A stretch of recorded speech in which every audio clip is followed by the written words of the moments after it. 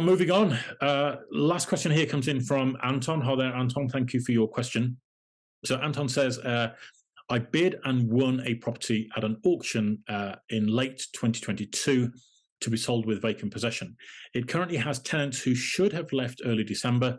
The auction people said it would definitely be vacated by the completion date, which we agreed would be the 15th of December, as that's when the sale of my property completed and I had my funds. The seller was happy with this, which was confirmed in an email from their solicitor, and we agreed this in the contract. By the 15th, the tenants had still not vacated because their credit checks for their future property kept failing.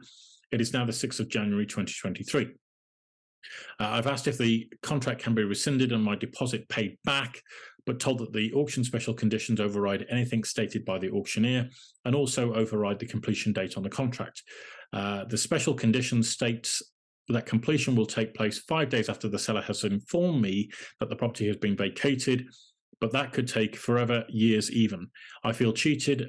When I raise this, they keep pointing me back to the special conditions, so I am stuffed. Do I have any legal comeback here? I currently live in temporary accommodation. Due to this, I am prepared to wait another month, but beyond that, I'm a loss at what to do. All right, well, thank you for the question, Anton. Quite a lot going on there, so I'm sorry to hear that you're in that position.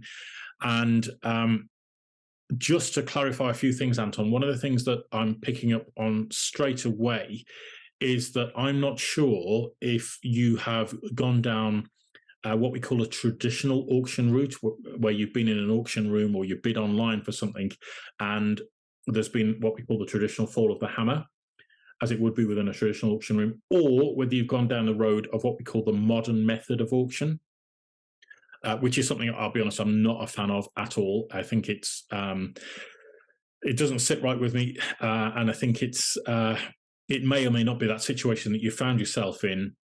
I prefer the cut and dry and you're in the auction room, hammer falls, that's it. Everybody knows where they stand. The modern method of auction, I've had to rescue one or two people from that process, and it's been fraught with complications, and all of which I don't think serve either the buyer or the seller. But that's just my humble opinion. I might be completely biased. It might just be the ones that I've looked at, and there may be other better methods out there, but quite frankly, I'm yet to be convinced. Let's put it that way. So where you are in this sort of situation kind of makes it difficult to give me you the best advice, because as I say, I don't know whether what you've got is legally binding or whether it's a kind of an agreement that has been put in place that where you've now paid a deposit and you're kind of waiting for the actual exchange of contracts to happen, because they've given you a certain time frame within which the deal will be done. Does that make sense? And they're writing what they're saying, that the auctioneer's theatre is not legally binding at all. That's what the auctioneers can do. So you're not going to get very far with that. But the point is, if this has all been drafted into a contract and it is a legally binding auction that has been done, I presume that you've used a solicitor to take you this far into the deal. And I would definitely refer this one to them. And what I would suggest would be appropriate would be to serve a notice to complete to the seller and the seller solicitors to get their minds focused that actually we need to get on with this and we need to complete the deal.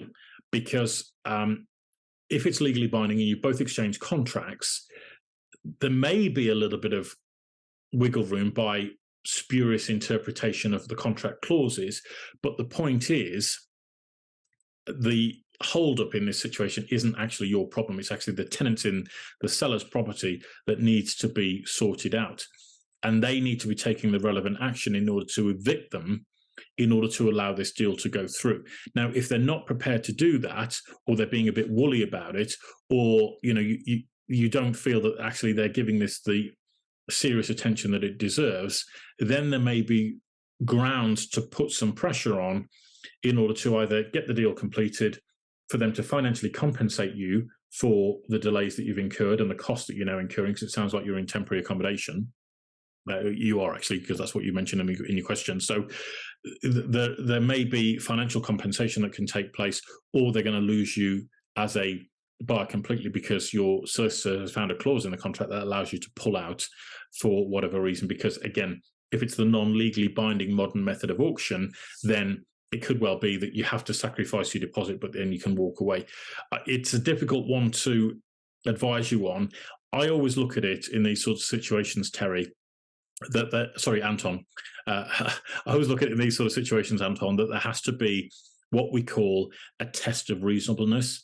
And this is something that I believe the courts would look at and say, is it reasonable that you're being asked to be financially penalized for somebody else's lack of action or somebody not committing fully to the contract terms that have been drawn up? Okay.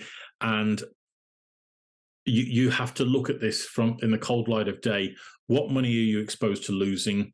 Are there other penalties that might come and bite you on the backside, i.e., because you have exchanged contracts and now you have to be very careful about how you move forward, or not, as the case may be? Or can those financial penalties be put on the seller because you're now being put in a difficult position through no fault of your own? Okay. And the frustration with this, Anton, which is why I'm such a fan of people getting more and more educated in the home buying and selling process, is because these sorts of situations put you in a very difficult, potentially financially penalizing situation. And you haven't actually done anything wrong here. That's the important point. You've bid on the property in good faith. You were told that this sort of situation should unfold, and the completion date would be agreed, and the tenants would move out, and all the rest of it. And it sounds like now, okay, granted, Christmas is a difficult time anyway, but you're 2 or 3 weeks beyond that time frame, and it doesn't look as though this deal's actually going anywhere at the moment. Now, things could change in a heartbeat, but the seller needs to be dealing with the tenants, getting them out of the property or compensating them to move out as quickly as possible, because there can be other ways to get a tenant to move out of a property, and one of that can be pay them some money and get them to leave. And if the seller's got a way up, either taking you to court and suing you to get you to complete on the property, or paying away the pain and just paying maybe £1,000 to the tenants to get them to leave, that might be a better way of dealing with it. Okay, so there's a couple of conversations to have here, I think, Anton. First of all, talk to your solicitor, see what they can do. It may well be that the notice to complete is the right way to go with things, and that will give usually about 14 days within which the deal has to complete, or there might be a loophole that your solicitor can find that puts you in a much stronger position to turn things round back onto the seller in order to get them to take the appropriate action or financially compensate you for on how to do the deal. It is difficult without a bit more information to guide you on this one, Anton, but as I say, if you want to provide me with more information, I'll happily look at the contract that you've signed. I'll happily go a little bit more behind the scenes on what's actually going on here. But I would be, if I was in your shoes, I'd be going down the nuclear road, which is, I'm out of this deal unless things happen, and they happen pronto. I need to see some concrete action of things happening, and blaming it on the tenant or referring me back to a contract isn't good enough. It needs to happen. And if that involves me having to pull out of the deal, and then you guys have to take me to court and sue me, then so be it. But that's me. I can be fairly bullish about these sorts of things, Anton. In your situation, I would probably take it a little bit more gentle, have a more rational conversation with your solicitor before you pull the plug, and see what your potential liability is in that situation. Otherwise, you could end up in a very sticky situation. All right. So hope that helps, Anton. Best of luck. Hopefully it'll all work out sooner rather than later. One of the things I do want to say, Anton, and this is probably going to sound a little bit wacky after the advice I've just given you, but I have a thing that I don't share this with many people at all. So I'll share it with you now. I don't know why, but it's come to me as something that might help. Life can be pretty stressful, right? And there can be a million things thrown at us at any one time, and can be so overwhelming, and we can get so uptight, and we can be so full of the need to control certain situations that we just end up more and more frustrated and more angry when things aren't running the way that we would like them to.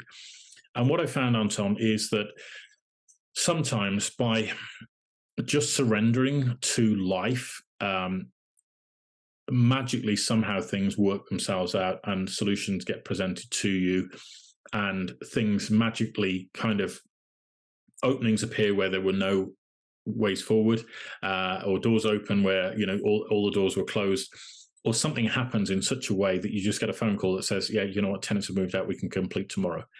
And so there's a great book called The Surrender Experiment, and I'd really recommend you read that, because it has helped me so much to navigate through life, whereas I used to get very worked up and very kind of like, what am I doing wrong, or why is this happening, or this shouldn't be happening, which is sort of going against the flow of life. And it's a bit more of a spiritual approach to life, Anton, but sometimes relaxing, taking the heat out of the situation, surrendering, going for a nice walk. These sorts of situations, I go for a walk with a dog, I forget about it, I'm just in nature, I'm sitting there enjoying myself, and all of a sudden a solution presents itself, and things work out. It's quite empowering. It takes a lot of faith to do that, and I don't know if you are a bit of a religious man or not, or whether it's a sort of thing that you would entertain. But as I say, read The Surrender Experiment. That book just is so profound. Michael Singer, I think, is the author. That's probably the most profound book in terms of changing my life and giving me a different take on things. So I hope it helps you as much as it helped me, Anton. Best of luck with this all. As I say, if you want me to look a bit more behind the scenes on what you've actually agreed to, let me know, send me the information. I'll happily do that for you. But also going to suggest that you try surrendering as well and see if that brings you a solution. All right. So that's all of the questions that we've had in this week. So thank you so much for all of your contributions. We're here every week doing this, taking all of your property questions that you send in to us, and taking the time to answer it in as much detail as possible, and pointing you in the right direction to the right resources to help you get the knowledge and information that you need. You can send your questions in to us via email, which is happytohelp@WiggyWam.co.uk. That's happytohelp@WiggyWam.co.uk. You can also go to our website to find a lot more knowledge and information in our learning center. That's WiggyWam.co.uk. That's WiggyWam.co.uk. And if you want to go to the learning section on there, put /learn. You can also send your questions in via Twitter. Our Twitter handle is at WiggyWam_UK. That's at WiggyWam_UK. And again, we'd be delighted to take these questions in and answer them as we do each and every week. Please also share this with your friends and your family members and your social circles. Share it out on social media. There are literally hundreds of thousands of people every month that need help with their moving journey.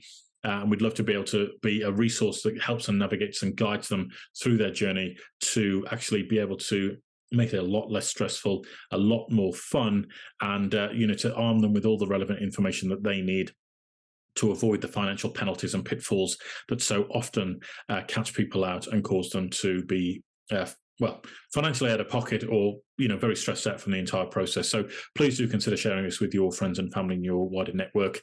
And we'll be back next week, which we're very much looking forward to. So that's it from me tonight. Thank you so much indeed once again for tuning in, and I look forward to seeing you again next week. You take care. Bye-bye.